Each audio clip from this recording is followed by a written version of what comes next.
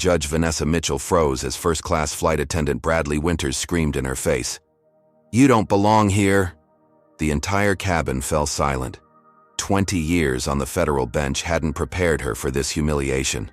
Her boarding pass clearly showed seat 2A. As security approached, Vanessa's trembling fingers found her phone. One call. That's all it would take. Little did she know, this wasn't just about a seat mix-up. A coordinated campaign to destroy her career had just begun, and airline CEO Richard Coleman was about to become an unexpected player. Would she survive what was coming? Before I continue this shocking story, let me know where you're watching from. If you believe in justice and standing up against discrimination, hit that like button and subscribe to stay updated on more eye-opening stories like this one. Judge Vanessa Mitchell had never imagined her life would take such a dramatic turn on a routine flight to Phoenix. At 48 years old, she had overcome countless obstacles to become one of the most respected federal judges in Michigan history. Growing up in a working-class neighborhood in Detroit, Vanessa had watched her single mother work 3 jobs to put her through college.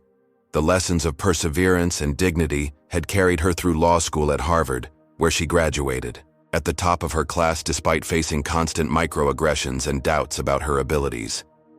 20 years ago, she had made history as the youngest black female federal judge in Michigan, earning a reputation for fairness, sharp legal mind, and zero tolerance for discrimination in her courtroom.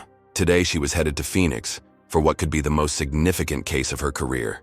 A high-profile corporate corruption trial involving Tech Global Industries, a tech giant accused of massive financial fraud that had wiped out the retirement savings of thousands of workers.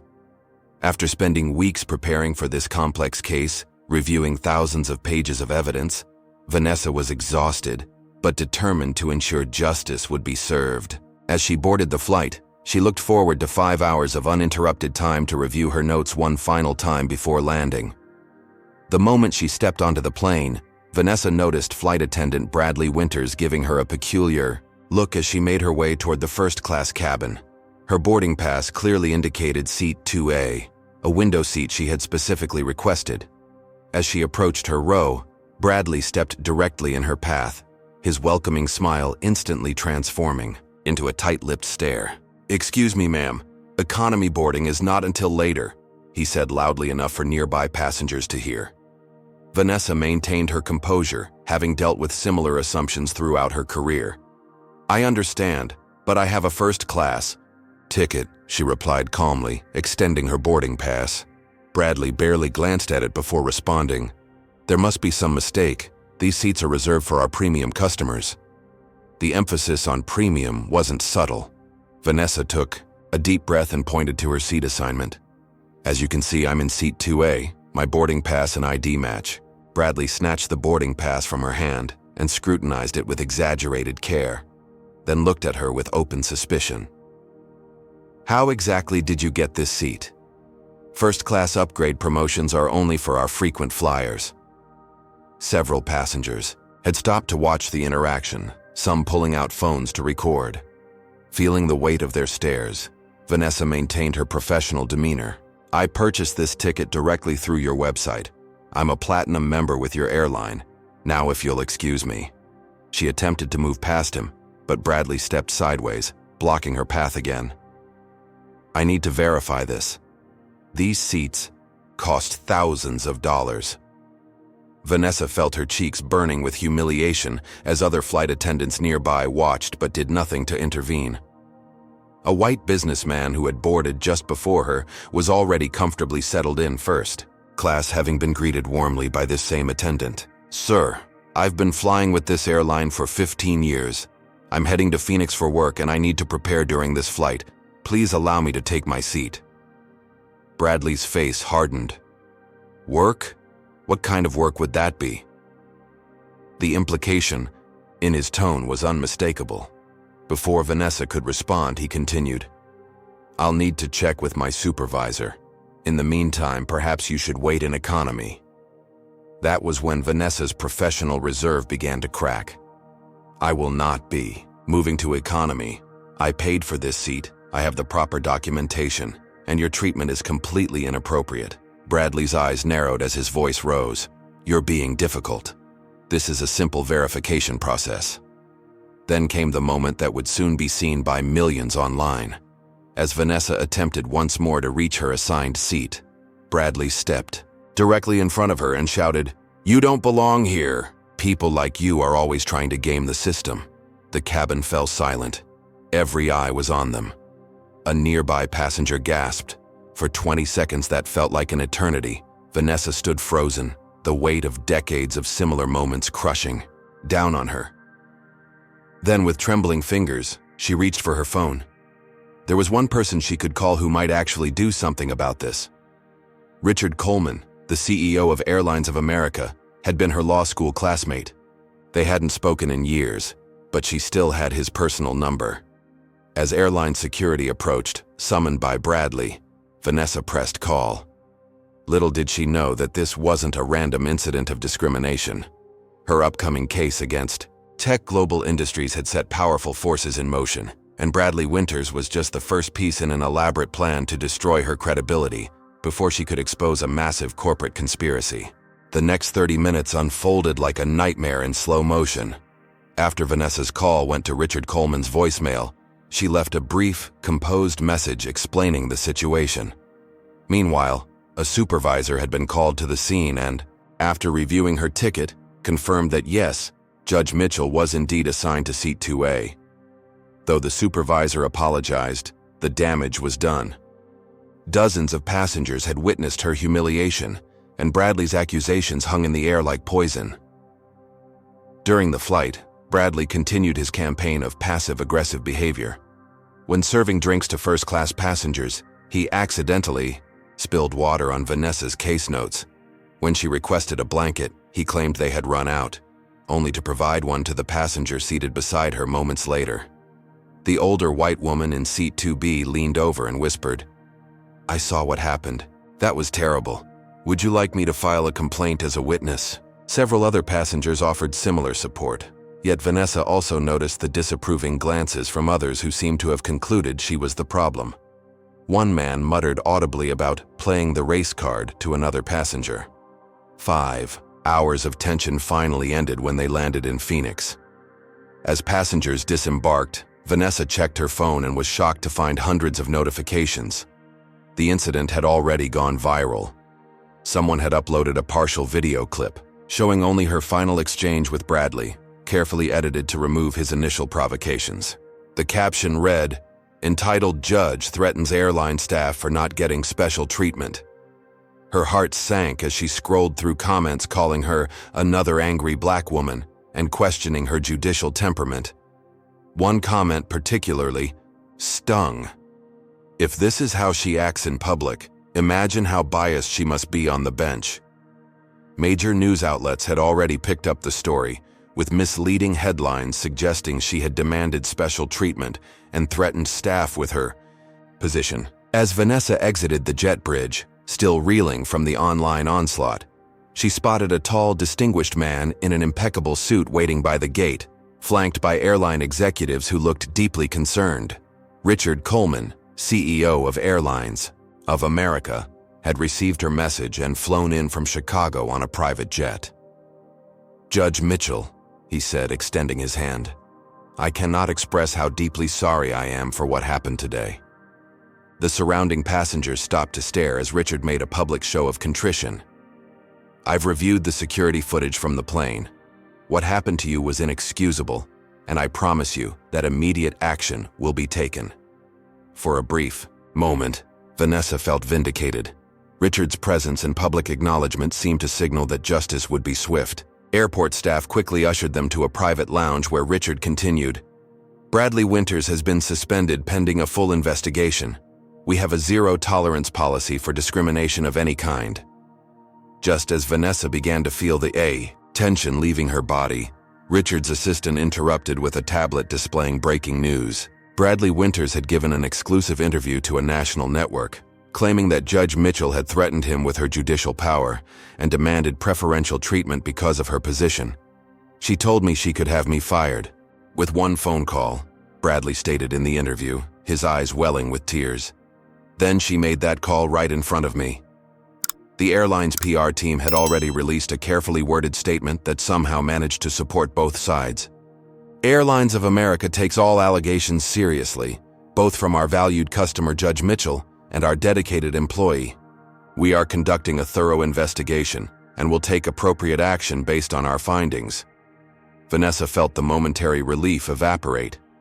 Richard's expression had subtly shifted from apologetic to calculating. "Judge, I notice you're in Phoenix for the Tech Global Industries case," he said casually. "That's quite a high-profile matter." Something in his tone made Vanessa's instincts flare. How did he know about her case assignment? It hadn't been widely publicized yet. Before she could probe further, Richard's phone rang. After a brief conversation, his demeanor changed completely. "I need to handle something. My team will ensure you reach your hotel safely." As he departed, Vanessa couldn't shake the feeling that something much larger than a flight attendant's prejudice was unfolding around her. Looking at the continuing stream of notifications on her phone, she realized that this incident might be connected to her upcoming case in ways she couldn't yet understand. The question was, who would benefit from publicly discrediting a federal judge just before a major corporate corruption trial? Wow, can you believe what just happened to Judge Mitchell? If you think Bradley Winter's behavior was totally unacceptable and racist, comment number 1 below. How would you feel if you were treated this way despite having a valid ticket? Hit that like button if you think the airline CEO is acting suspicious with that sudden change in attitude. And don't forget to subscribe for updates on what happens next in this shocking story. Is this really just about a seating dispute? Or is there something more sinister connecting the airline incident to Judge Mitchell's high-profile case against Tech Global Industries? What do you think the CEO knows that he's not telling her? Stay tuned to find out how deep this conspiracy really goes. Dawn broke over Phoenix with an ominous red glow that seemed fitting for what awaited Judge Vanessa Mitchell. As her driver approached the federal courthouse, she spotted them immediately. A small but vocal group of protesters lined the entrance, some holding signs with enlarged screenshots from the viral video. "Biased judge and no special treatment," read the most prominent placards. Vanessa took a deep breath, straightened her robe in the back seat, and prepared to face this unexpected gauntlet.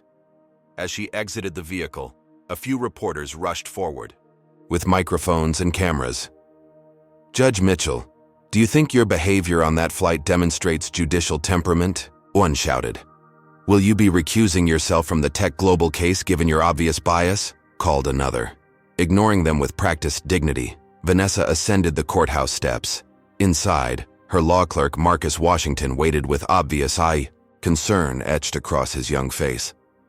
Marcus had been with her for 2 years, an exceptionally bright Harvard law graduate who reminded Vanessa of herself at his age.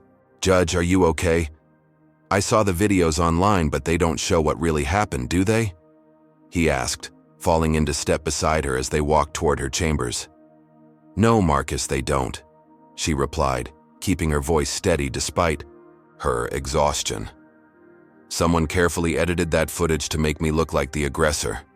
But I can't focus on that right now. We have the Tech Global case opening today." Marcus nodded but looked unconvinced. "The defense filed a motion this morning. I think you should see it before we enter the courtroom." He handed her a legal document that made her stop in her tracks. Tech Global's attorneys were formally requesting her recusal from the case, citing the airline incident as evidence of erratic behavior and inability to maintain judicial composure. The motion included printed screenshots of social media posts questioning her temperament. "This is ridiculous," Vanessa muttered. "They can't honestly believe this will work." But as she entered the courtroom an hour later, the tension was palpable. The gallery was packed with reporters and spectators, many openly staring at her with curiosity or judgment. At the defense table, Tech Global's lead attorney Lawrence Phillips rose with a smile that didn't reach his eyes. "Your Honor, before we proceed, I believe the court should address our motion for recusal in light of recent events that call into question the court's impartiality." Vanessa met his gaze steadily. "Mr. Phillips, I have reviewed your motion and find it without merit. Yesterday's incident has no bearing on my ability to preside fairly over these proceedings. Motion denied. Now, are you prepared to make your opening statement, or shall we waste more of the court's time?" Phillips appeared momentarily taken aback by her directness, but quickly recovered. "We're prepared, Your Honor, though we note our objection for the record." As the trial proceeded through opening statements, Vanessa maintained absolute professionalism, yet she couldn't help noticing the subtle ways Phillips referenced the incident in his rhetoric. When discussing Tech Global's alleged victims, he emphasized how appearances can be deceiving and that hasty judgments often lead to injustice. The implications were clear to everyone in the courtroom. By mid-afternoon, Vanessa was mentally exhausted but satisfied that the first day had gone. As well as could be expected under the circumstances, she returned to her hotel room only to find a plain white envelope that had been slipped under her door. Inside was a single sheet of paper with a message composed of letters cut from magazines. "Step down from the case or the next video will destroy you." A chill ran down her spine as she immediately called hotel security. They reviewed hallway camera footage but found nothing unusual, just regular housekeeping staff and guests. Later that evening, Vanessa received a call from the clerk of the Judicial Ethics Committee. "Judge Mitchell, I regret to inform you that we've received 17 formal complaints about your conduct in the last 24 hours. The committee is obligated to open an investigation." Vanessa sank onto the edge of her bed. 17 complaints? That's unprecedented. "Yes, it is unusual," the clerk admitted. "Most of them cite the airline incident and question your judicial temperament. Given the high-profile nature of your current case, the committee felt it necessary to inform you immediately." No sooner had she ended that call when her phone rang again. This time it was Chief Judge Harold Blackwell, her supervisor and mentor. "Vanessa, I'm calling as a friend first, court administrator second. These ethics complaints are just the beginning. I'm hearing whispers that certain interests want you off this case, and they're willing to go to extraordinary lengths to make it happen. Harold, you know me. I can't step down just because someone is trying to intimidate me. That would undermine everything the justice system stands for." His sigh was heavy with concern. "I thought you'd say that. Just be careful. This Tech Global case has bigger players involved than you might realize." After ending the call, Vanessa began systematically reviewing her case notes, determined not to let these distractions affect her work. Around midnight, a breaking news alert popped up on her tablet. The story made her blood run cold. Exclusive. Judge in Tech Global case has history of racial grievances. The article quoted anonymous court insiders, claiming she had frequently played the race card throughout her career to advance professionally. As she read further, something clicked. The airline, Tech Global. There had to be a connection. A quick search revealed what she suspected. Airlines of America shared 3 major shareholders with Tech Global Industries. This wasn't random harassment. It was a coordinated effort to force her off the case. Just as this realization hit, she heard a noise at her door. Before she could investigate, the hotel room phone rang. "Judge Mitchell, this is front desk security. We've detected a breach on your floor. Please lock your door and stay inside until we clear the area." Minutes later, when security gave the all clear, Vanessa discovered her briefcase had been skillfully opened and her most critical case notes were missing. Her phone rang again. It was Richard Coleman. "Judge, I've been doing some digging since our meeting. Bradley Winters isn't just any flight attendant. He has connections to several corporate security firms, including one frequently employed by Tech Global Industries. I think you're being targeted, and I'm afraid this is much bigger than an airline incident." Despite the theft of her notes and the growing pressure, Judge Vanessa Mitchell entered the courtroom the next morning with unwavering determination. The prosecution was presenting key evidence showing how Tech Global Industries had systematically falsified financial reports while executives quietly sold off millions in stock before the company's value plummeted. From the witness stand, a former Tech Global accountant detailed elaborate schemes designed to mislead investors and federal regulators. During cross-examination, defense attorney Lawrence Phillips repeatedly tried to undermine the witness's credibility by suggesting personal grudges against the company. Vanessa noticed Phillips would occasionally glance her way after particularly aggressive questioning, as if gauging her reaction. By the lunch recess, Marcus pulled her aside with disturbing news. "Judge, someone's been accessing your judicial computer network account. The IT department flagged unusual login patterns from multiple locations simultaneously. "That's impossible," Vanessa replied. "I have two-factor authentication on everything." They think it might be an inside job, someone with administrative access to the system. As they spoke, Vanessa's phone chimed with notifications. Opening her social media accounts, she found herself tagged in hundreds of posts containing private information from past cases, personal, photos from her college years, and even confidential judicial deliberations that should have been impossible to access. "They've hacked everything," she whispered, scrolling through the damage. "My reputation, my career, my privacy, all exposed and manipulated." One post particularly stood out, an audio clip purportedly from the airline incident. In it, a voice, similar to hers, could be heard saying, "Do you know who I am? One call and you're finished. I don't care about your policies." The recording was clearly fabricated or heavily edited, but it sounded convincing enough to the average listener.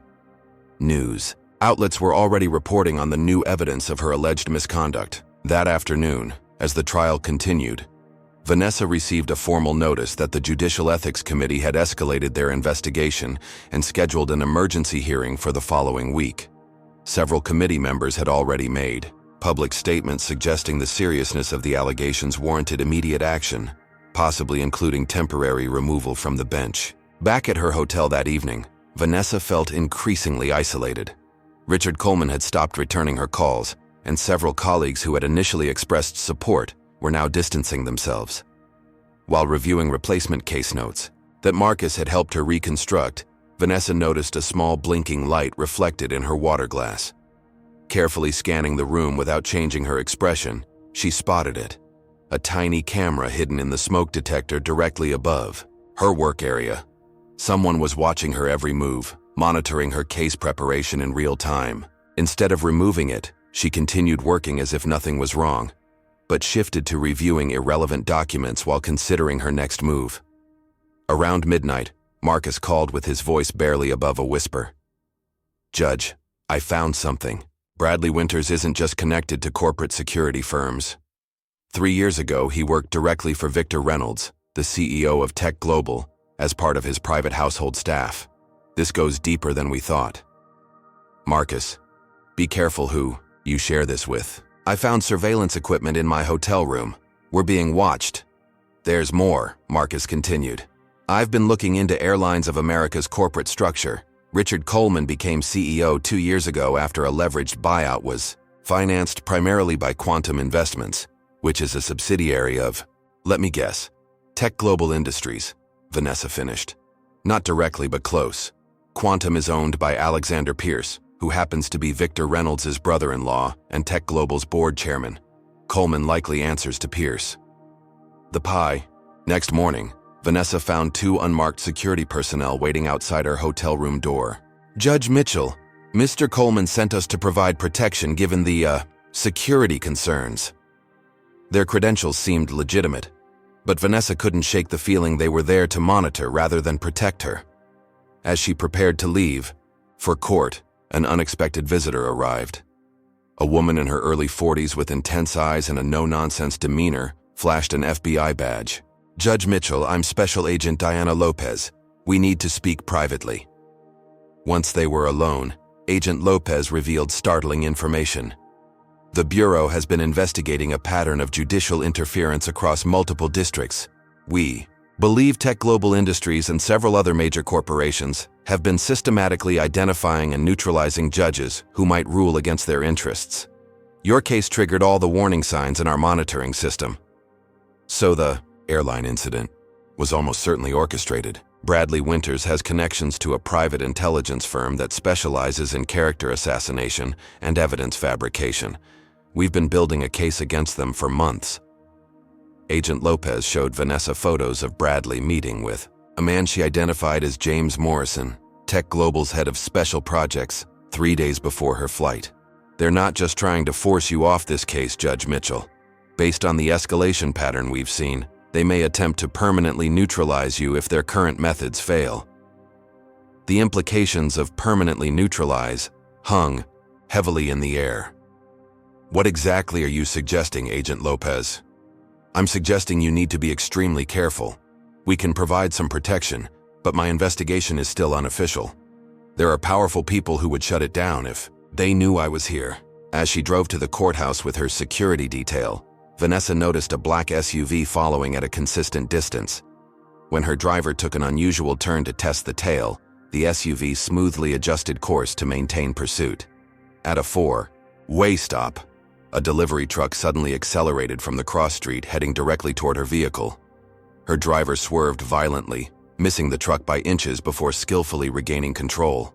"That was no accident," the driver muttered, his hand moving inside his jacket where Vanessa glimpsed a holstered weapon. By the time police arrived, the truck had disappeared, and there were no witnesses willing to confirm what had happened. Later that day, during court proceedings, Vanessa received a note that Richard Coleman was waiting to speak with her in chambers during the next recess. When she found him there, his typically confident demeanor had been replaced with obvious anxiety. "Judge Mitchell, someone tried to access my family's home last night. My wife found this under our door." He handed her a note with the same magazine cutout letters as the one she had received. "Control the judge or your family pays the price." Richard's hands trembled slightly. "I want to help you, but I need to protect my family. These people, they're everywhere. The airline, the media, law enforcement. I don't know who to trust anymore." Before he could elaborate, Vanessa's phone chimed with a news alert. Bradley Winters had scheduled a primetime interview to tell the full story about their confrontation. The network was promoting shocking new revelations about Judge Mitchell's character and fitness for the bench.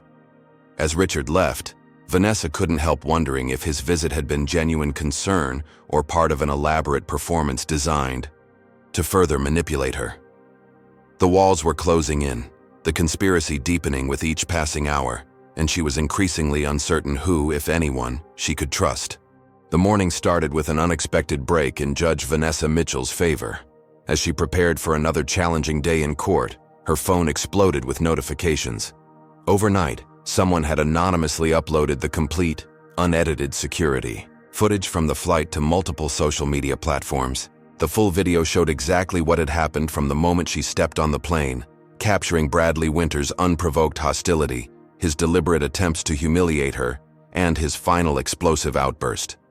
Most importantly, it clearly showed Vanessa remaining composed and professional throughout the entire confrontation, never once threatening him with her position or making any of the statements he had claimed.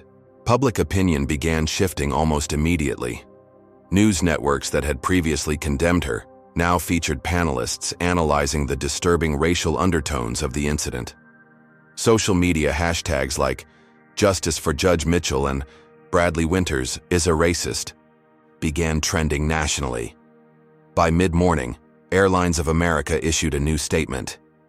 "After reviewing complete footage of the incident involving Judge Mitchell, we have suspended flight attendant Bradley Winters pending further investigation. We sincerely apologize to Judge Mitchell and reaffirm our commitment to treating all passengers with dignity and respect regardless of race, gender, or occupation." Vanessa allowed herself a moment of cautious relief as she entered the courtroom. The gallery seemed different today, the hostile stares replaced with expressions of sympathy or admiration. Even Lawrence Phillips, Tech Global's attorney, appeared less confident as he approached the bench before proceedings began. "Your Honor, in light of recent developments, we are withdrawing our motion for recusal." His voice carried a hint of resignation. "We acknowledge that external factors may have unduly influenced our previous position." The trial proceeded with the prosecution presenting damning evidence against Tech Global. A former executive testified about systematic fraud orchestrated by CEO Victor Reynolds, detailing how the company had manipulated data to hide massive losses while executives cashed out their stock options before the inevitable crash that wiped out ordinary investors' savings. Vanessa noticed jurors taking detailed notes, their expressions hardening as the scope of Tech Global's corruption became clear. During a brief recess, Marcus approached with a smile. "Judge, the Judicial Ethics Committee has suspended their investigation pending review of the new video evidence. 3 committee members have already issued statements supporting you." For the first time in days, Vanessa felt the weight on her shoulders lighten. By late afternoon, she received word that Bradley Winters had been officially terminated from Airlines of America. The news came directly from Richard Coleman, who called to personally inform her before the public announcement. "Justice is being served, Judge Mitchell," he said, sounding genuinely relieved. "I want you to know that I've ordered a complete investigation into how this happened. We've already identified several staff members who failed to intervene during the incident, and appropriate action is being taken." That evening, Marcus suggested a celebratory dinner at a small restaurant away from the main hotel district. "You deserve at least one moment to breathe, Judge. The tide is turning in your favor." Richard Coleman unexpectedly joined them, having apparently been invited by Marcus. Over appetizers, Richard was charm personified, apologizing profusely for his company's handling of the situation. "I've been doing a complete review of our diversity policies," he explained. "This incident has exposed serious flaws in our training and corporate culture, and I'm committed to making substantial changes." For the first time in days, Vanessa allowed herself to relax slightly, even managing a genuine laugh when Marcus recounted a lighthearted story from their early days working together. The respite was short-lived. As they waited for dessert, Vanessa's phone chimed with a text from an unknown number. When she opened it, she found a video showing her brother, James, walking his dog in Detroit, filmed clearly by someone following him at a distance. The message beneath read, "We can reach anyone you care about, anytime."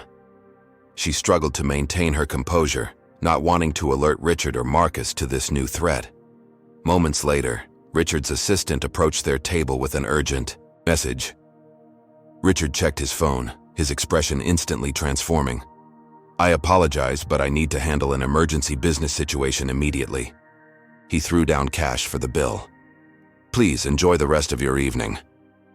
His abrupt departure left an uncomfortable silence at the table. Marcus leaned forward. "Judge, is everything okay? You look pale."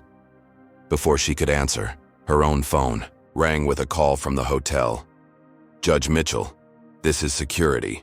We're required to inform you that there was an incident involving your room. The situation is contained now, but we recommend you return as soon as possible." When they arrived at the hotel, Vanessa found her room completely ransacked. Clothes had been torn from hangers, furniture overturned, and even the bathroom tiles had been pried from the wall. Most disturbingly, someone had spray-painted "Liar" in red across the hotel room mirror. The security manager appeared genuinely distressed. "Our cameras somehow went offline for 18 minutes. We're reviewing footage from other floors to identify any suspicious individuals." As hotel staff worked to secure her a new room, Vanessa scrolled through news alerts on her phone. Her blood froze as she read the latest headline.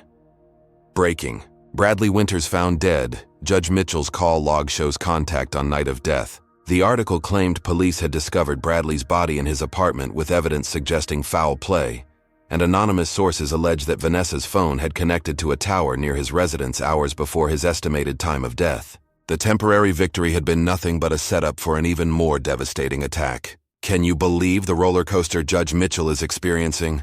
Comment number 1 if you felt relieved when the unedited video finally surfaced. Were you suspicious of Richard Coleman's sudden dinner appearance and convenient emergency business? Drop a like if you saw that betrayal coming. And who do you think released the full video? Could there be someone secretly helping Judge Mitchell behind the scenes? Subscribe now to find out who might be the hidden ally in this conspiracy. Things are getting dangerous with that threat against her brother. What lengths will these corporations go to in order to silence justice? The stakes just got deadly with Bradley Winters' murder. Could Judge Mitchell be getting framed for a crime she didn't commit?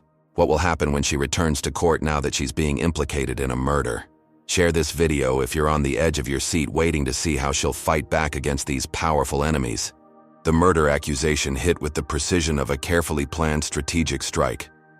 By morning, Judge Vanessa Mitchell found herself transformed from vindicated victim to prime suspect in a homicide investigation. Every major news outlet led with Bradley Winters' death, many featuring side-by-side images of the flight confrontation and crime scene photos that had somehow leaked to the press.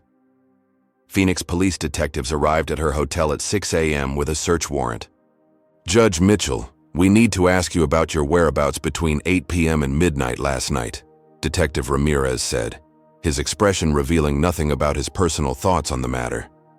I was at dinner with my law clerk Marcus Washington and Richard Coleman, the CEO of Airlines of America, until approximately 9:30 p.m. Then I returned directly to this hotel, where I discovered my room had been vandalized.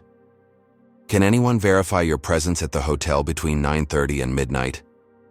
Vanessa thought carefully.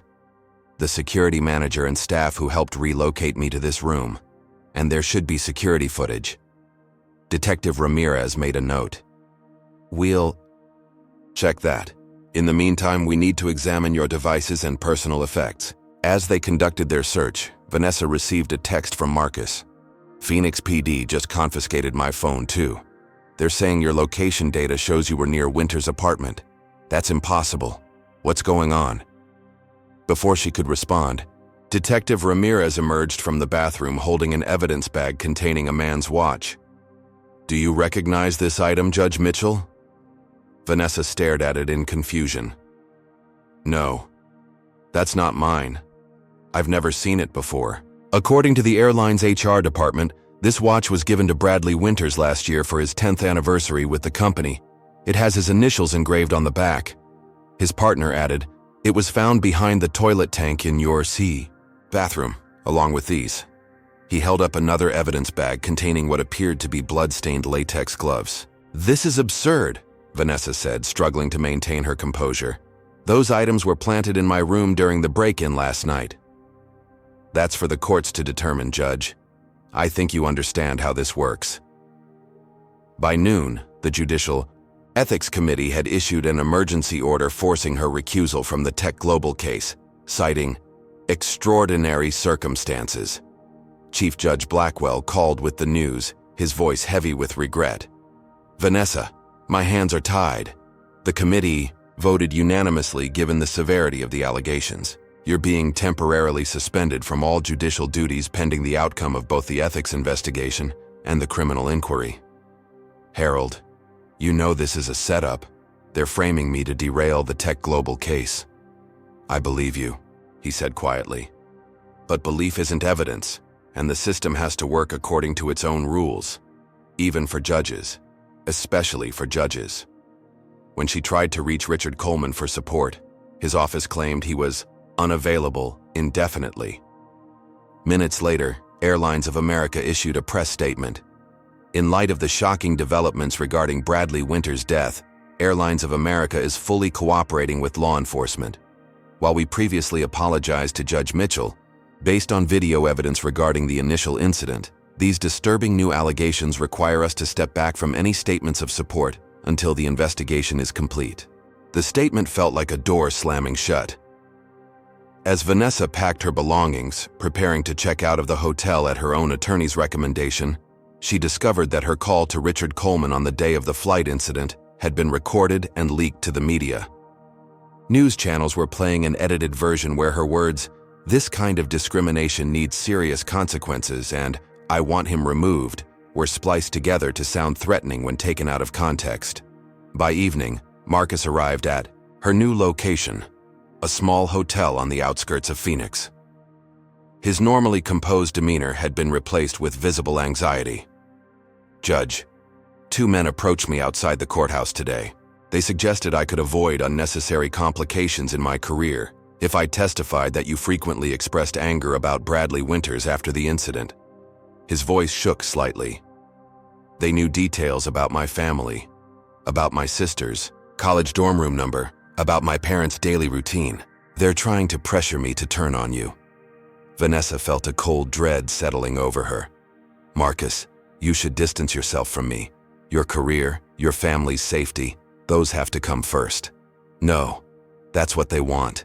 If everyone abandons you, their frame job becomes more believable. As they spoke, Vanessa's phone rang. It was her brother James in Detroit. Vanessa, there are people watching the house.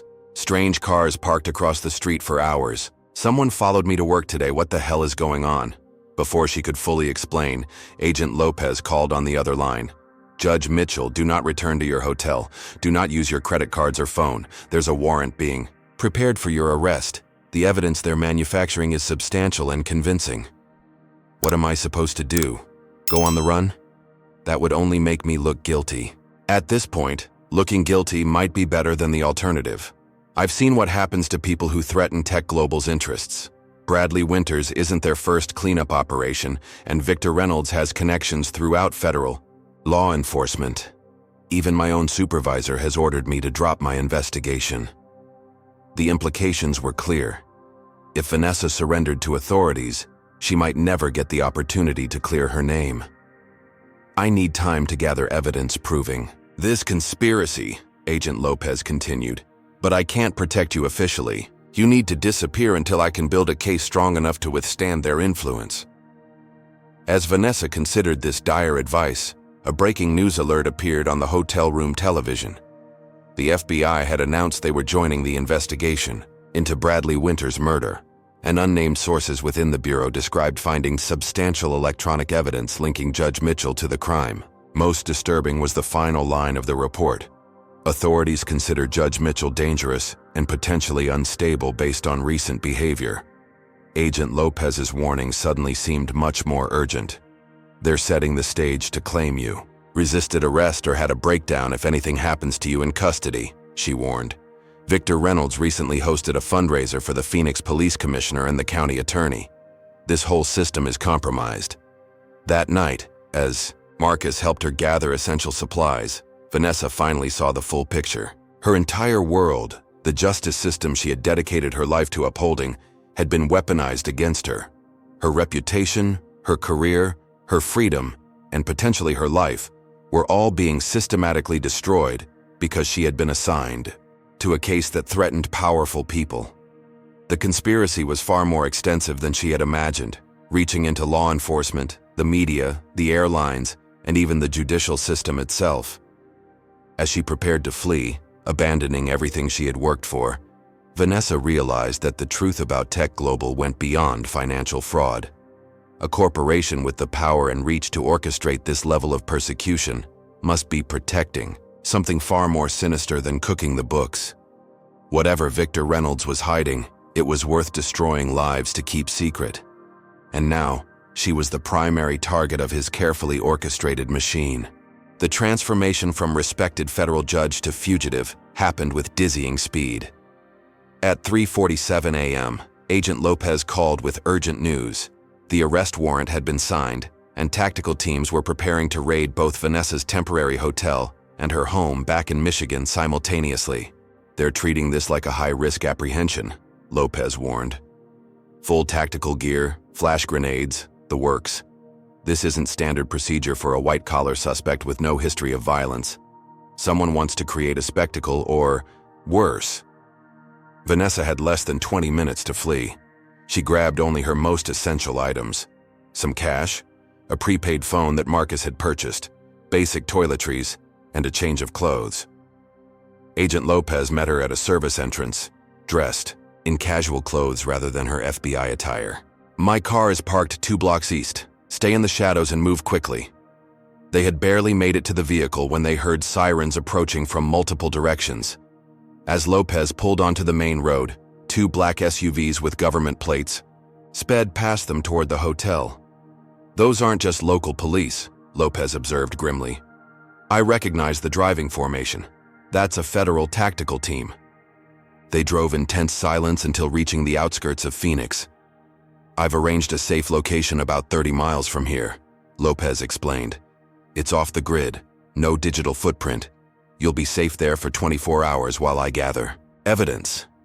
As they approached a darkened gas station to refuel, gunshots suddenly shattered their rear window. Lopez swerved violently, then accelerated, her training instantly taking over.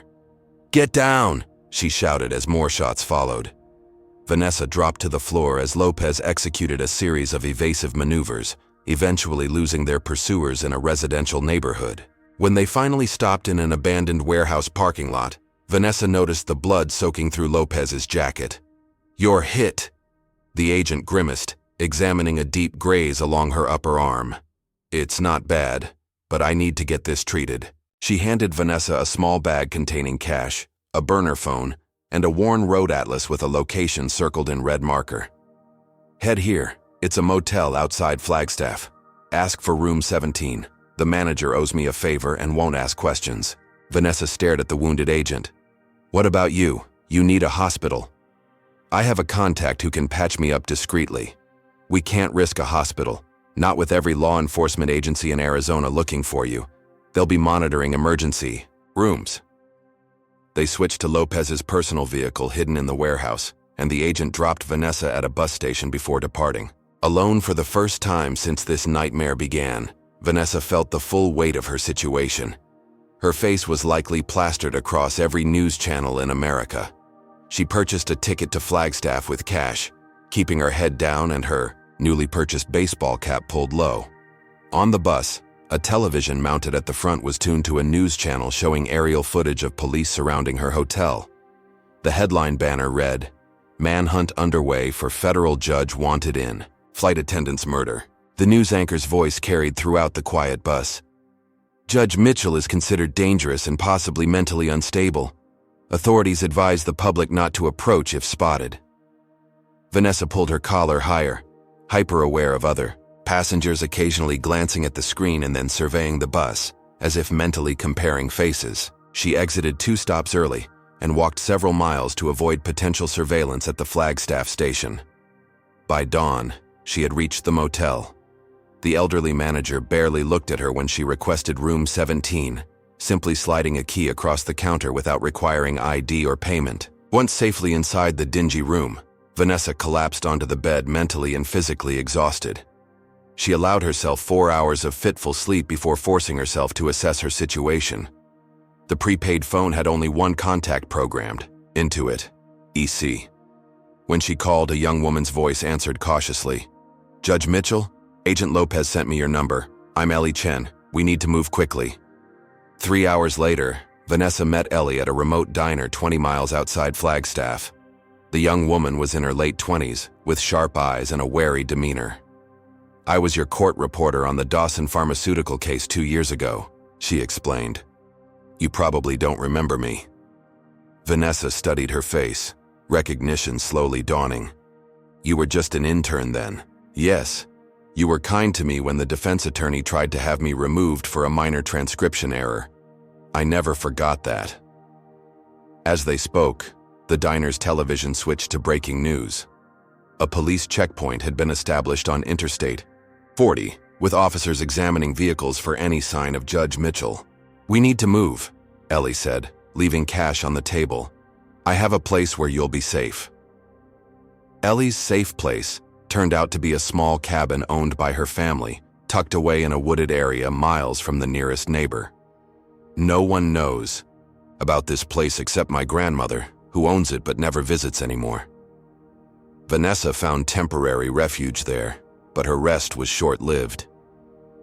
The next morning, a local news report showed footage of Ellie entering her apartment building in Phoenix. Somehow, they had connected her to Vanessa. "They're tracking everyone who ever worked with you," Ellie explained when she called. "I nearly got caught leaving my apartment. They had agents watching the building."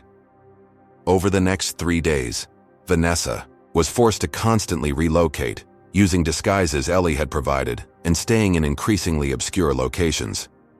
She used only cash, avoided security cameras, and moved primarily at night. During a brief stop at a truck stop, she glimpsed a newspaper headline declaring her armed and dangerous, with instructions for the public to immediately report sightings. The article mentioned that authorities had issued shoot-on-sight orders if she displayed any threatening behavior. Vanessa realized the trap being set. If law enforcement found her, they had been primed to perceive any movement as a threat, creating the perfect scenario for a justified shooting. While hiding in an abandoned hunting cabin, she managed to access the internet through a device Ellie had provided. She discovered multiple reports of other Black professionals who had encountered Bradley Winters on flights, all describing similar confrontations, though none as severe as hers.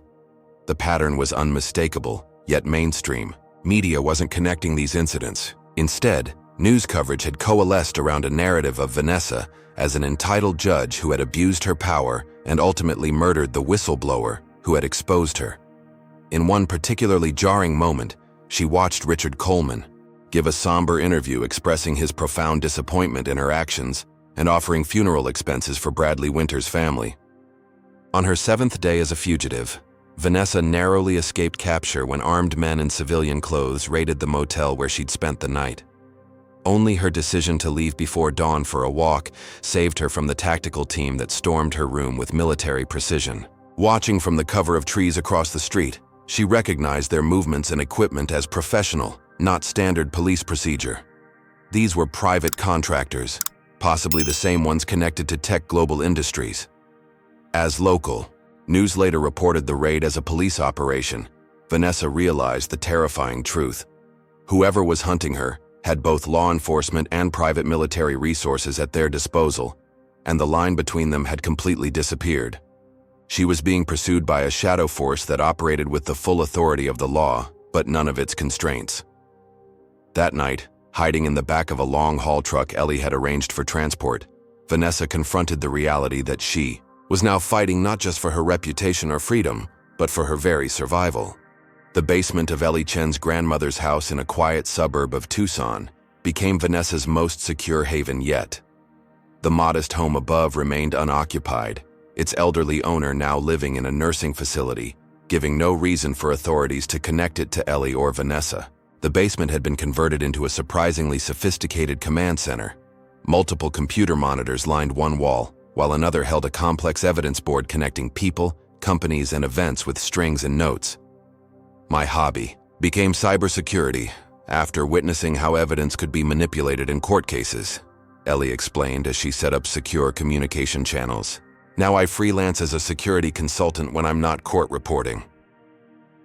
For the first time in weeks, Vanessa felt a glimmer of hope. Here, in this underground refuge, she might finally have the resources to fight back against the forces that had systematically destroyed her life. Ellie's technical skills proved invaluable as they began methodically gathering evidence. Using specialized tools and exploiting security vulnerabilities, Ellie managed to access Tech Global's internal servers. Corporate networks are never as secure as they think, she explained while navigating through encrypted files, especially when executives insist on convenience over security protocols. What they discovered was more disturbing than Vanessa had imagined. Tech Global had an entire department labeled Risk Management that operated more like a private intelligence agency. Documents revealed systematic harassment campaigns against potential whistleblowers, journalists, and regulatory officials who posed threats to the company's operations. "Look at this," Ellie said, pointing to a folder labeled Judicial Interventions. Inside were detailed profiles of dozens of judges who had presided over cases involving Tech Global or its subsidiaries. Each profile included personal information, family details, financial records, and potential pressure points that could be exploited. Vanessa's file was disturbingly comprehensive, containing information dating back to her college years. Most shocking was a document titled Operation Recusal that outlined the entire plan to remove her from the Tech Global case, including the flight incident with Bradley Winters as Phase 1 and a contingency plan if initial efforts failed.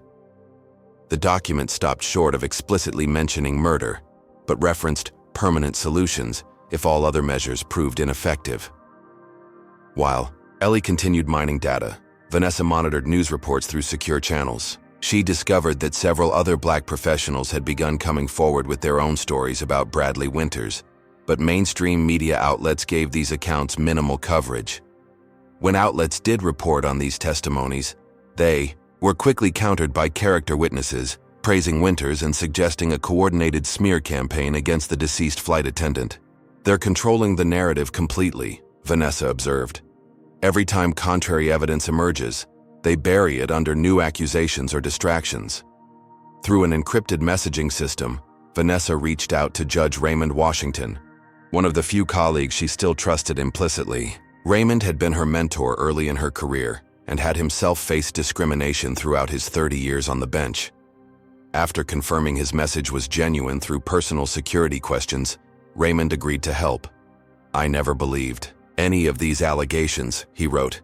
"The pattern is too convenient, the evidence too perfectly arranged. This reeks of fabrication." Raymond connected Vanessa with Sofia Rodriguez, an investigative journalist known for exposing corporate corruption. Unlike mainstream media, Sophia was willing to look beyond the official narrative.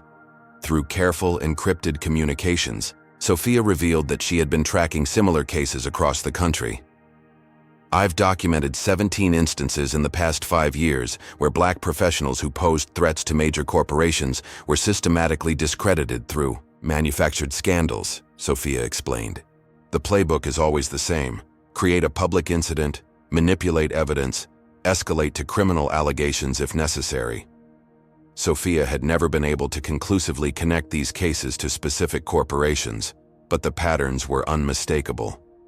"The difference in your case is that they moved too quickly, made too many mistakes in their rush to remove you from the Tech Global case. That creates an opportunity to expose the entire system." Despite the risk to his own career, Marcus began secretly providing internal court documents that revealed irregularities in how the Ethics Committee had handled Vanessa's case. Evidence suggested that 2 committee members had received substantial consulting fees from companies connected to Tech Global shortly before voting on her suspension. Most damning was video footage Ellie managed to obtain from a security camera near a private airport in Phoenix. The footage clearly showed Alexander Pierce, Tech Global's board chairman, meeting with Bradley Winters 3 days before Vanessa's flight.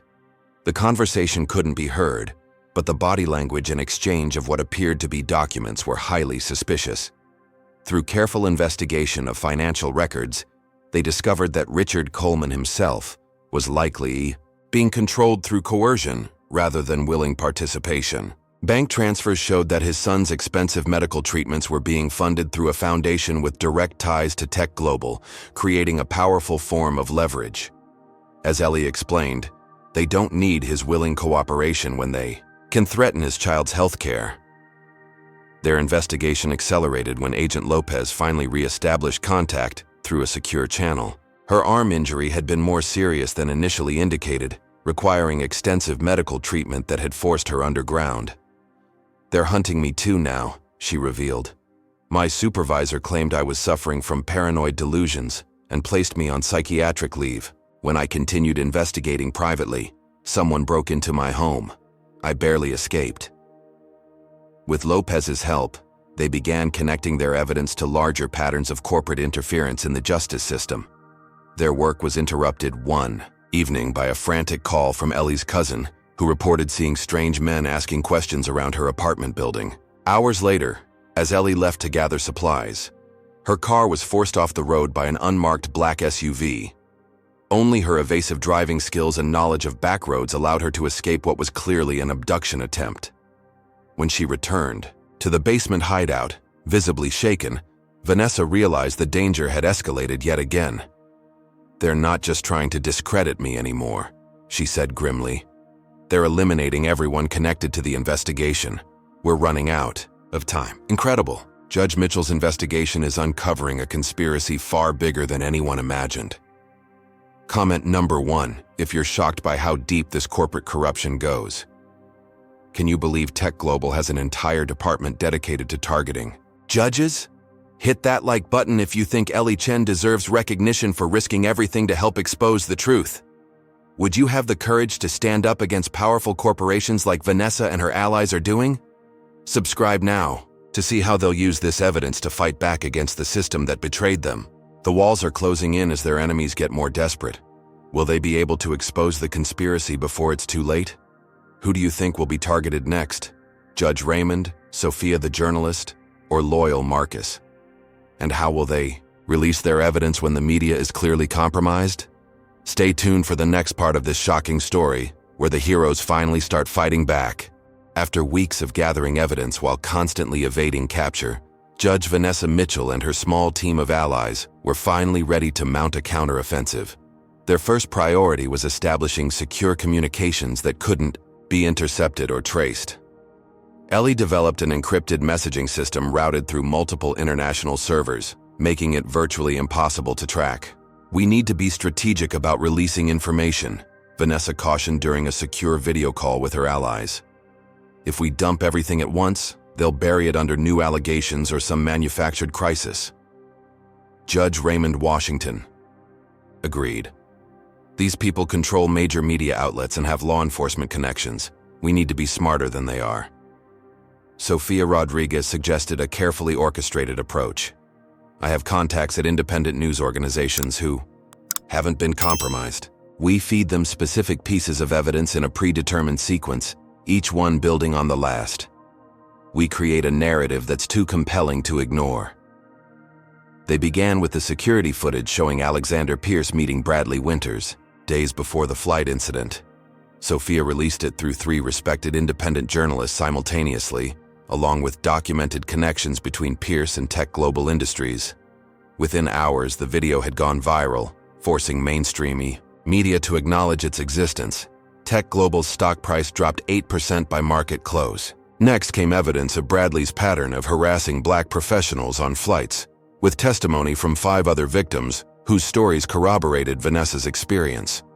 These accounts directly contradicted the portrait of Winters as a dedicated professional that Airlines of America had promoted after his death. The carefully timed releases began generating public questions about the official narrative. Social media hashtags like Justice for Judge Mitchell and Just Tech Global Corruption gained traction.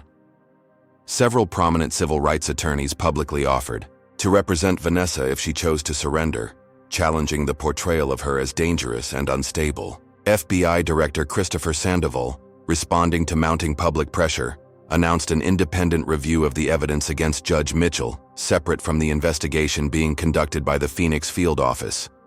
Meanwhile, Judge Raymond filed formal motions challenging Vanessa's removal from the bench, citing irregularities in the Ethics Committee proceedings and evidence of external influence on committee members. His legal challenges created additional public scrutiny and forced the judiciary to address questions about potential corruption within its own ranks. As public sentiment began shifting, Vanessa received an unexpected communication through their secure channel. Richard Coleman wanted to meet. "It's a trap," Agent Lopez warned immediately. "He's been working with them from the beginning." "Maybe," Vanessa acknowledged, "but our evidence suggests he's being coerced through his son's medical care. If we could turn him, his testimony would be devastating to Tech Global." After extensive debate, they agreed to a carefully planned meeting with multiple layers of security precautions. Coleman would meet Vanessa at an abandoned manufacturing facility outside Tucson, with Ellie monitoring security systems, Lopez providing armed backup, and Judge Raymond and Sofia waiting separately to document whatever transpired. When Coleman arrived, he came alone as instructed, though Ellie's surveillance confirmed a vehicle with multiple occupants parked half a mile away, just beyond the perimeter they had established. Coleman looked haggard, with dark circles under his eyes and a nervous twitch that hadn't been present before. "They have my family," he said without preamble. "Not just controlling my son's medical care anymore. They're physically holding my wife and children at a compound owned by one of Pierce's subsidiaries. They call it protective custody, but it's hostage-taking." He showed Vanessa photos he had secretly taken showing his family under guard at what appeared to be a luxurious but isolated estate. "They've threatened to harm them if I don't continue cooperating. I'm supposed to be setting you up right now." His candor surprised Vanessa. "Why are you telling me this?" "Because you're right about Tech Global. What they're hiding goes beyond financial fraud. They've been systematically manipulating clinical trial data for their pharmaceutical division for years. People have died because of medications they knew were dangerous." Coleman's revelation aligned with fragments of information they had discovered in Tech Global's servers, but hadn't yet been able to verify. "If we help extract your family, would you be willing to provide testimony about Tech Global's operations and their campaign against me?" Vanessa asked. Coleman nodded without hesitation. "I'll give you everything I know. Just help me get my family to safety."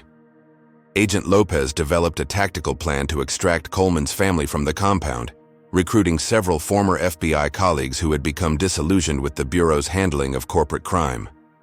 Using Coleman's inside knowledge of the harrowing security protocols and Ellie's hacking skills to disable surveillance systems, they launched a precision operation under cover of darkness. The extraction itself went smoothly until the final moments when perimeter alarms were triggered prematurely. As Coleman's wife and children were loaded into a waiting vehicle, security forces opened fire. In the ensuing chaos, Richard Coleman, placed himself between the gunman and his family's vehicle, taking multiple bullets to the chest. Lopez and her team managed to complete the extraction, but Coleman's injuries were catastrophic. As they raced toward a predetermined medical location, Coleman, knowing he wouldn't survive, insisted on recording a complete statement detailing everything he knew about Tech Global's operations, their systematic campaign against Judge Mitchell, and the broader pattern of corporate interference in the justice system. His deathbed confession, witnessed and authenticated by both a doctor and a retired judge Lopez had recruited, would prove to be the most powerful evidence yet against the corporate conspiracy. Richard Coleman died minutes after completing his testimony, his final act, a repudiation of the corrupt system he had reluctantly served. That night, as Vanessa watched the video of Coleman's confession, she felt a complex mixture of emotions. The man had been both victim and perpetrator, coerced, yet complicit. His sacrifice provided them with the ammunition needed to fight back, but the cost had been devastatingly high. "We need to make this count," she told her team. "Coleman died to expose this corruption. We can't let that be in vain." What they didn't realize was that Tech Global had already mobilized its most aggressive counterattack yet, one designed not just to discredit, but to permanently eliminate everyone involved in the growing exposure of their crimes. The day after Richard Coleman's death, the coordinated release of evidence packages to multiple federal agencies and trusted media outlets triggered an earthquake within financial markets. Tech Global's stock plummeted by 27% in a single day as investors panicked over revelations about falsified pharmaceutical trials and systematic judicial interference. Trading was temporarily halted after circuit breakers were triggered by the precipitous drop. Alexander Pierce, Tech Global's board chairman, held an emergency press conference projecting calm confidence. "These allegations are entirely fabricated by a fugitive judge attempting to distract from her own crimes," he stated smoothly. "Tech Global Industries has always operated with the highest ethical standards, and we welcome any legitimate investigation into our business practices." Behind his polished facade, however, Pierce was orchestrating a scorched earth response. Within hours of the press conference, Victor Reynolds, Tech Global's CEO, disappeared from public view. His private jet filed a flight plan for a non-extradition country, but never arrived at the designated destination. Meanwhile, a specialized team of private military contractors, all former Special Forces operators now employed by a security firm, on Tech Global's payroll, received activation orders with a simple objective: locate and eliminate Judge Vanessa Mitchell and all associated conspirators. These actions were coordinated through a secure communication channel that Pierce believed untraceable, but Ellie's sophisticated monitoring systems detected the increased digital activity. "They're mobilizing everything," she warned the team. Multiple encrypted communications between Pierce's security detail and at least 3 separate tactical teams. "They're using military-grade encryption, but the volume alone tells me they're planning something massive." Vanessa and her allies had anticipated escalation and prepared contingency plans, but the speed and scale of Tech Global's response exceeded their expectations. At 2:14 a.m., the first assault came without warning. The safe house where they had prepared their evidence packages was raided by a tactical team that breached all entry points simultaneously, using thermal imaging to target occupants. Fortunately, heeding Ellie's warning, they had evacuated hours earlier, leaving behind only carefully planted surveillance cameras that now captured the militarized operation being conducted with the precision of a special forces raid. "Those aren't police or FBI," Agent Lopez observed as they watched the live feed from their new location. "Those are private contractors operating with shoot-to-kill authority." The tactical team, finding the location abandoned, methodically searched for evidence, downloading data from decoy devices Ellie had left behind containing traceable misinformation. Before departing, they planted incendiary devices timed to destroy the building and any remaining evidence. 20 minutes after the team's departure, the safe house erupted in flames that quickly consumed the entire structure.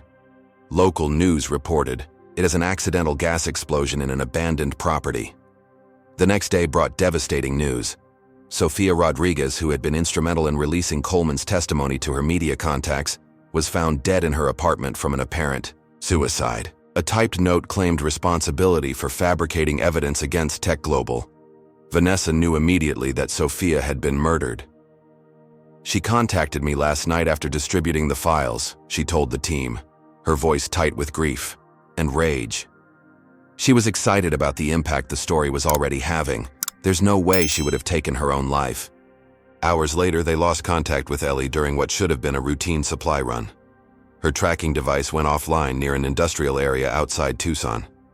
When she didn't arrive at the designated safe point, Lopez went to investigate and discovered Ellie's abandoned vehicle with signs of a violent struggle. Security camera footage from a nearby business showed her being forced into a black SUV by men in tactical gear.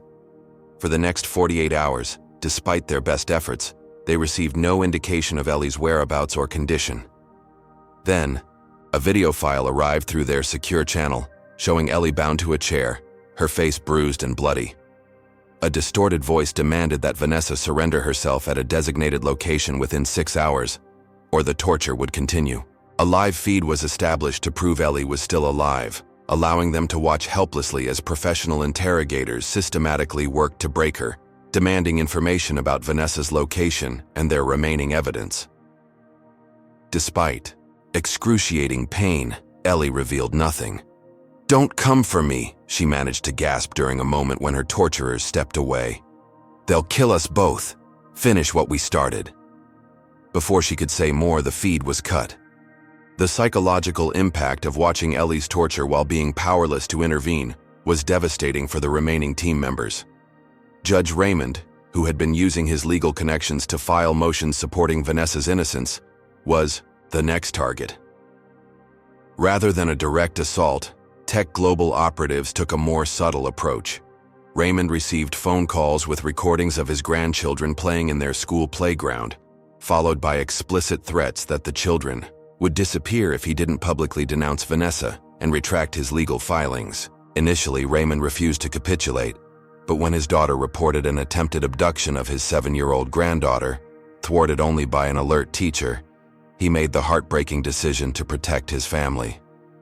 The next day, Judge Raymond Washington held a press conference where, his face a mask of controlled anguish, he formally distanced himself from the fugitive Judge Mitchell and expressed regret for his lapse in judgment in supporting her claims.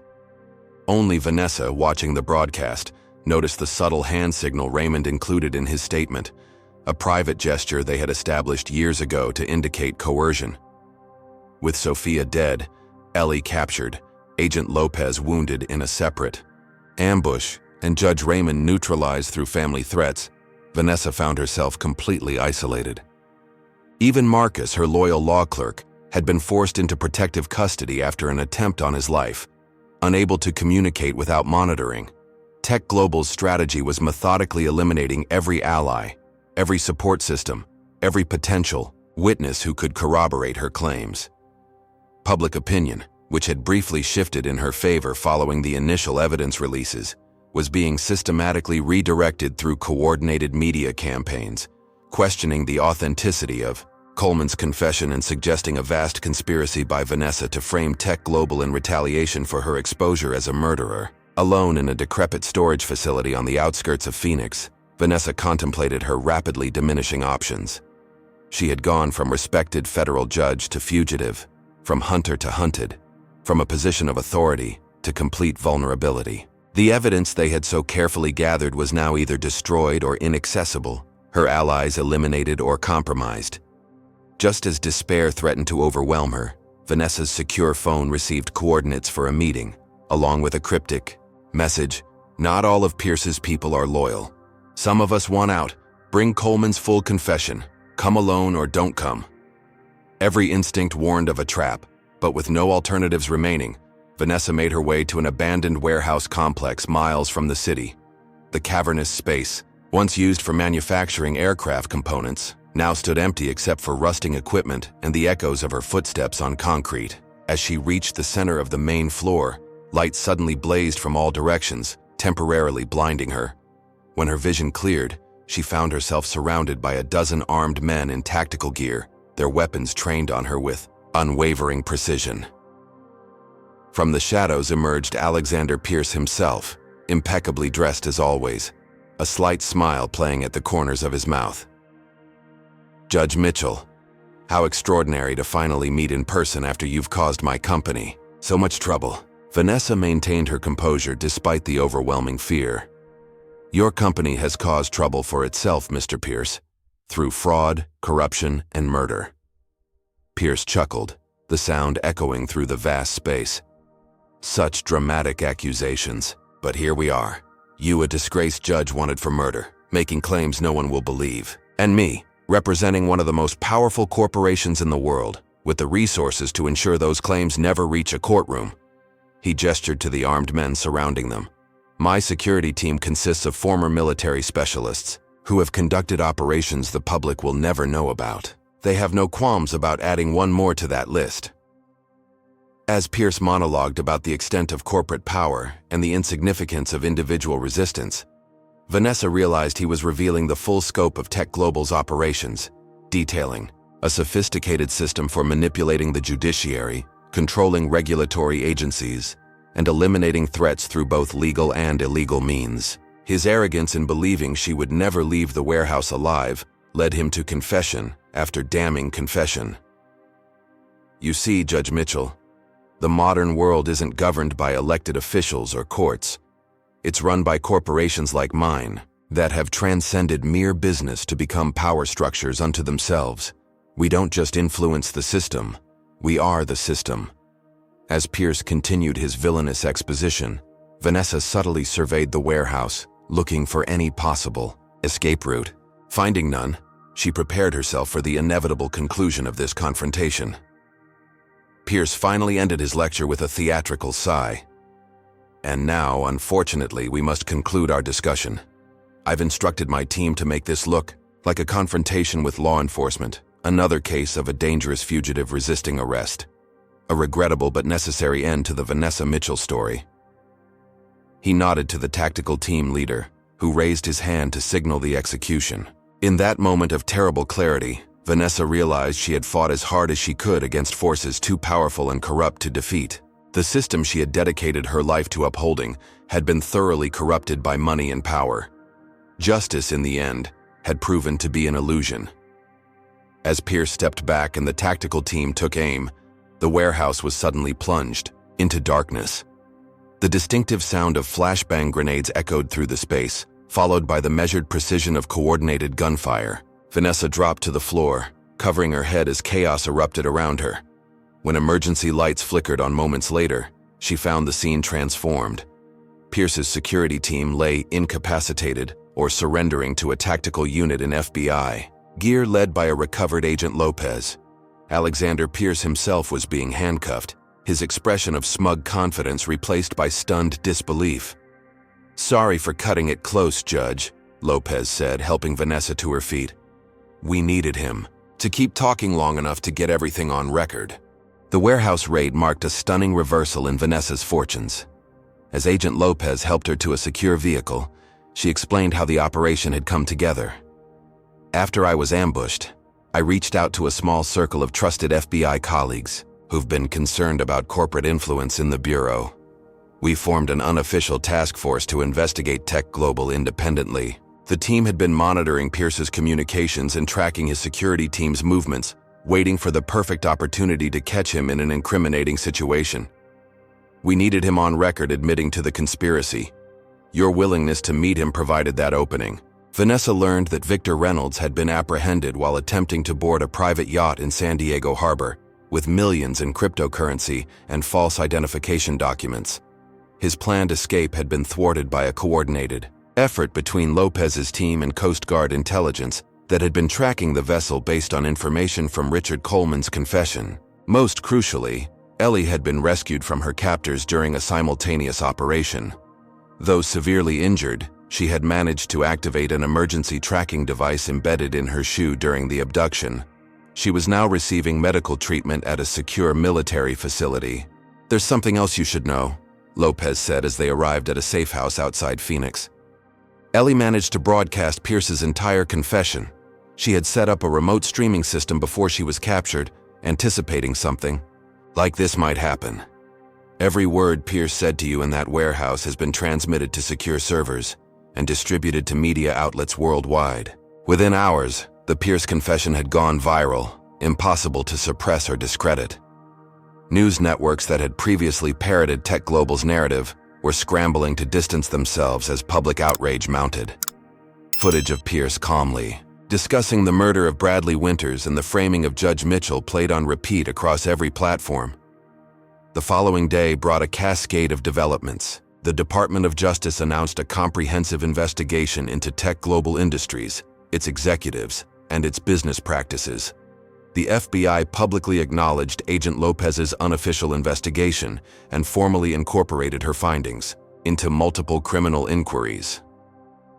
Most significantly for Vanessa, all charges related to Bradley Winters' death were officially withdrawn after forensic evidence conclusively linked the murder to two Tech Global security contractors who had been present during Pierce's warehouse confession. Additional evidence recovered from Pierce's encrypted communications revealed the elaborate plot to frame Vanessa, including instructions for planting evidence in her hotel room. As media coverage shifted dramatically, Vanessa emerged as a symbol of courage and resilience.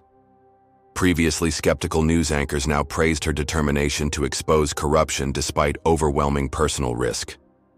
Civil rights organizations highlighted her case as an example of how power structures could be weaponized against Black professionals who threatened corporate interests. Sofia Rodriguez's murder was officially reopened as a homicide investigation, with evidence pointing to the same security team that had targeted Vanessa. Though she couldn't be brought back, her final reporting was published posthumously, detailing the broader pattern of corporate interference in the judicial system that she had been investigating for years. In a particularly satisfying development, Bradley Winters' family issued a public apology to Vanessa after learning the truth about his involvement with Tech Global. His sister revealed that Bradley had called her the night before the flight incident, expressing misgivings about a job he had been pressured to perform. The family released private text messages showing his distress over being manipulated into targeting a federal judge. 3 weeks after the warehouse confrontation, Vanessa made a triumphant return to the federal courthouse in Phoenix. Flanked by FBI agents and greeted by a crowd of supporters, she walked up the same steps she had ascended months earlier under very different circumstances. Inside, Chief Judge Harold Blackwell formally welcomed her back to the bench with a public acknowledgement of the injustice she had endured. The integrity of our judicial system depends on the courage of individuals willing to stand against corruption, even when that corruption infiltrates the very institutions designed to protect justice, Blackwell stated during the reinstatement ceremony. Judge Mitchell has demonstrated extraordinary courage and unwavering commitment to truth at tremendous personal cost. The Judicial Ethics Committee unanimously dismissed all complaints against her and issued a formal apology for their role in her unjust suspension. 2 committee members resigned after the extent of their financial connections to Tech Global subsidiaries was revealed. When Vanessa finally returned to the courtroom, now presiding over the reconvened Tech Global case, the atmosphere was transformed. Lawrence Phillips had been replaced as lead defense counsel after his own ties to the conspiracy were exposed. His replacement offered no objections as the prosecution presented devastating evidence of financial fraud, endangering public safety. Through falsified pharmaceutical trials and obstruction of justice at the highest corporate levels. The jury deliberated for less than 6 hours before returning guilty verdicts on all counts against Tech Global and its executives. Judge Mitchell's sentencing statement became widely quoted for its eloquence about corporate accountability. When immense wealth and power are used not to create but to corrupt, not to build but to destroy, not to advance justice but to obstruct it, the response of our legal system must be unequivocal and resolute. The days when corporations could operate as de facto sovereign entities beyond the reach of law must end. In the months that followed, Vanessa's experience catalyzed broader systemic reforms. Congress launched hearings into corporate influence in the judiciary, with Vanessa providing powerful testimony about the sophisticated methods used to compromise judges and manipulate legal outcomes. The Attorney General appointed her to lead a special judicial task force investigating patterns of corporate interference in the federal court system. As the task force's work progressed, dozens of other cases emerged showing similar tactics used against judges who pose threats to powerful corporate interests, particularly judges from minority backgrounds. Legislation was introduced to strengthen judicial independence and protection from external influence. For Ellie, whose technical skills and courage had been instrumental in exposing the conspiracy, recovery was gradual but steady. Her injuries from captivity required multiple surgeries, but she eventually returned to work with a new purpose, developing security systems specifically designed to protect judicial integrity from technological threats. Judge Raymond Washington, freed from the threats against his family after Pierce's organization was dismantled, became a vocal advocate for judicial security reforms. He publicly apologized for his forced denunciation of Vanessa and joined her task force as a senior advisor. Agent Lopez received a formal commendation for her actions, despite having operated outside official channels during parts of the investigation. Her experiences led to structural reforms within the FBI, designed to protect agents investigating corporate crime from internal interference. As for Alexander Pierce and Victor Reynolds, their trials became landmarks in corporate criminal prosecution. Both received substantial prison sentences, and the court ordered the largest corporate criminal penalties in American history against tech global industries. During a private moment at the conclusion of the sentencing hearing, Vanessa reflected on the extraordinary journey from that first confrontation on the airplane to this moment of justice. What had begun as a seemingly isolated incident of racial discrimination had exposed an entire system of corporate corruption that had infected the very institutions meant to check corporate power. While the personal cost had been enormous, the impact of her stand against these forces would resonate through the legal system for generations to come. 6 months after the sensational conclusion of the Tech Global case, Judge Vanessa Mitchell's life had reached a new equilibrium. Her judicial task force on corporate interference had made significant progress, identifying 37 federal cases where evidence suggested improper corporate influence on judicial proceedings. Their work had already led to the reversal of several controversial rulings that had favored major corporations under suspicious circumstances. The media narrative surrounding her had completely transformed. No longer portrayed as an angry black woman who had abused her position, she was now celebrated as a courageous whistleblower who had exposed fundamental corruption at the intersection of corporate power and the justice system. Several prestigious universities had invited her to speak about judicial independence, and a major publisher had offered a substantial advance for her memoir. On a warm Phoenix evening, Vanessa hosted a small celebration dinner for her closest allies from the ordeal. Ellie Chen, now walking with only a slight limp from her injuries, had become Vanessa's chief technical advisor on the task force. Marcus Washington had been promoted to a prestigious position in the Department of Justice, focusing on corporate accountability. Agent Lopez, recently named to lead a new FBI division investigating corporate influence in government institutions, completed the intimate gathering. The mood was light as they reminisced about their unlikely victory against seemingly insurmountable odds. "I still can't believe we pulled it off," Marcus said, raising a glass in toast. "To justice prevailing against all odds." As they clinked glasses, the restaurant manager approached their table. "Judge Mitchell, there's a call for you at the front desk. They say it's urgent regarding the Airlines of America matter." Puzzled, Vanessa excused herself. Airlines of America had undergone a complete leadership overhaul after the scandal, with Richard Coleman's posthumous testimony revealing extensive corruption throughout upper management. Jason Matthews, the new CEO, had been recruited from outside the industry specifically for his reputation for corporate ethics. Vanessa had met him briefly during congressional hearings, where they both testified about the need for structural reforms. The caller identified himself as Matthews' executive assistant. "Judge Mitchell, Mr. Matthews asked me to alert you to some concerning information. While reviewing archived communications during our ongoing internal investigation, we discovered a secured storage locker registered to Richard Coleman containing personal effects that weren't included in the official evidence." The assistant's voice lowered. "Mr. Matthews thought you should know immediately that there appears to be an encrypted thumb drive with your name on it.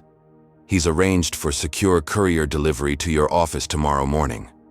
Returning to the table, Vanessa shared this curious development with her friends. "Probably just additional evidence against Tech Global," Lopez suggested. "Coleman may have created a backup we never found. The evening concluded warmly, with promises to reconnect after Vanessa had reviewed whatever Coleman had left behind.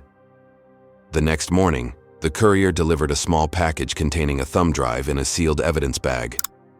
Following security protocols, Vanessa had her task force's technical team verify it was free of malware before attempting to access the contents. What they found sent a chill through everyone involved. The drive contained a video recording of Richard Coleman, clearly made shortly before his death. His expression was grave as he spoke directly to the camera. "Judge Mitchell, if you're watching this, then my worst fears about the extent of the conspiracy have been confirmed. What you uncovered with Tech Global is merely the visible portion of a much larger system. Alexander Pierce and Victor Reynolds aren't the ultimate architects, but merely high-level operators within a network that extends far beyond a single corporation." Coleman's revelation was methodical and devastating. He explained that during his tenure as CEO, he had discovered evidence suggesting that dozens of major corporations across different industries were coordinating efforts to identify and neutralize judicial threats, sharing resources, tactics, and even personnel for these operations. "They call themselves the Consortium," Coleman explained, "a coalition of corporate interests that functions as a shadow governance system, ensuring that legal outcomes consistently favor their collective interests regardless of law or precedent." Most disturbing was Coleman's evidence suggesting that the consortium had strategically placed operatives throughout government agencies, including the Department of Justice, the FBI, and judicial administration offices. These embedded agents provided early warning of potential threats and could influence investigations or judicial assignments when necessary. As Coleman's video continued, he provided specific names, dates, and documented connections that supported his claims. The pattern he revealed was far more extensive and organized than anything they had imagined when focusing solely on Tech Global. The implications were staggering. If Coleman's information was accurate, the successful prosecution of Tech Global might have eliminated one node of the network, but left the broader system intact and operational. Vanessa immediately convened an emergency meeting of her task force, sharing Coleman's revelations and initiating verification protocols for his claims. Within days, preliminary investigation confirmed many of his assertions. Financial records showed consistent patterns of coordinated action among seemingly unrelated corporations. Personnel movements revealed a rotating cast of fixers who moved between different companies during periods of legal vulnerability. Most concerning were the connections Coleman had identified within government agencies, which preliminary investigations suggested were disturbingly accurate. As the task force expanded its investigation, strange incidents began occurring. 2 key administrative staff abruptly resigned without explanation. Requested documents went missing from secure storage. Internal communications about sensitive aspects of the investigation were leaked to the very corporations being investigated. Most troubling was the sudden reassignment of Agent Lopez to a remote field office, officially described as a routine rotation, but clearly intended to remove her from the investigation. One evening, as Vanessa worked late in her chambers, she received a plain envelope containing a single sheet of paper with the printed message: "This was just the beginning. Back off, or what happened before will seem like a minor inconvenience." The threat was followed by a detailed list of her current schedule, daily routines, and recent private conversations, demonstrating that despite all security precautions, she was once again under surveillance. Within weeks, other task force members began reporting similar intimidation attempts. Marcus discovered his apartment had been systematically searched. Ellie's secure communications were compromised. Judge Raymond reported being followed by unmarked vehicles. The pattern was unmistakable. They had disturbed something far larger and more dangerous than a single corrupt corporation. During an encrypted video conference with her core team, Vanessa faced the sobering reality of their situation. Coleman was right. We didn't end the conspiracy. We just exposed one manifestation of it. Now the larger network is mobilizing against us. Agent Lopez, speaking from her involuntary assignment in Alaska, was blunt in her assessment. They're better prepared this time. They've learned from the Tech Global exposure and won't make the same mistakes. The intimidation will be subtler. the pressure more difficult to document or prove. Despite these renewed threats, Vanessa remained resolute. We know what we're facing now. Last time, we were reacting to an attack we didn't understand. This time, we're prepared. They developed new security protocols, established multiple redundant evidence repositories, and created a dead man switch mechanism that would release their findings to hundreds of trusted recipients if any team member was compromised. As Vanessa finalized preparations for congressional testimony about these broader findings, she received an unexpected invitation to meet with the new Airlines of America leadership about a corporate ethics initiative. Something about the wording triggered her instincts. The meeting location, the specific individuals listed as attendees, certain phrases in the invitation all subtly echoed elements from the Tech Global operation. Comparing notes with her team confirmed her suspicions. The orchestration bore the hallmarks of consortium tactics identified in Coleman's files. Rather than avoid the obvious trap, Vanessa decided to accept the invitation, with extensive security precautions and contingency plans in place. The morning of her flight to the meeting, Vanessa approached the first-class cabin with heightened awareness. As she settled into her seat, she noticed the flight attendant's momentary hesitation upon checking her boarding pass, followed by a subtle glance toward another crew member. The interaction was nearly imperceptible, but reminiscent of that first fateful flight with Bradley Winters. As the flight prepared for departure, Vanessa received a text message from an unknown number. "Welcome to round 2, Judge. The game continues, but the stakes are higher." Rather than fear, Vanessa felt a surge of determination. She was no longer an isolated individual being targeted by mysterious forces. She now stood at the center of a growing coalition dedicated to exposing and dismantling the corrupt system that had nearly destroyed her. Looking out the airplane window as they ascended, above Phoenix, Vanessa contemplated the broader battle ahead. The victory against Tech Global had been merely the opening skirmish in what would clearly be a prolonged war against entrenched corporate power. The path forward would be dangerous, the odds still daunting, the enemy both powerful and largely invisible.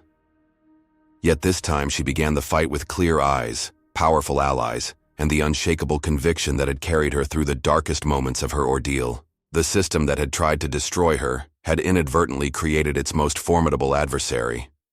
As the flight attendant approached with an unreadable expression, Vanessa straightened in her seat, ready for whatever came next.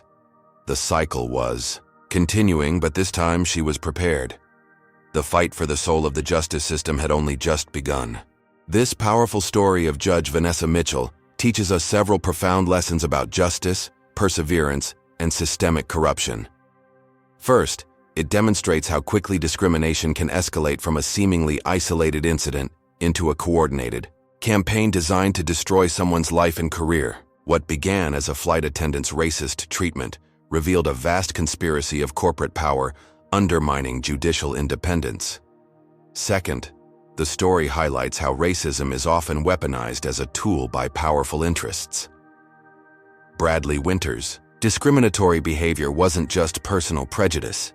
It was deliberately deployed as the opening move in a calculated strategy to discredit a respected judge who threatened corporate interests. Third, we see the critical importance of allies in fighting injustice. Vanessa couldn't have exposed the truth alone. It took a diverse coalition: Ellie's technical skills, Marcus's loyalty, Judge Raymond's influence, Agent Lopez's tactical expertise, and even Richard Coleman's eventual courage to overcome seemingly insurmountable odds. Fourth, the narrative reveals how systems meant to protect justice can be corrupted. The same institutions that should have protected Vanessa, law enforcement, the media, the Judicial Ethics Committee, were weaponized against her, demonstrating how deeply power and money can compromise our societal safeguards. Finally, and perhaps most importantly, this story reminds us that fighting for justice is rarely a single battle, but rather an ongoing war. Even after victory against Tech Global, Vanessa discovered the fight had just begun. True justice requires vigilance, courage, and a willingness to stand firm even when the forces arrayed against you seem overwhelming. What moments in this story resonated most with you? Have you ever witnessed or experienced discrimination that seemed orchestrated rather than random? Share your thoughts in the comments below. If this story moved you and you believe in standing against injustice, please like and subscribe for more powerful narratives that expose uncomfortable truths about our society. Remember, awareness is the first step toward change. Thank you for joining us on this journey, and may we all find the courage to stand firm against injustice, no matter how powerful the opposition.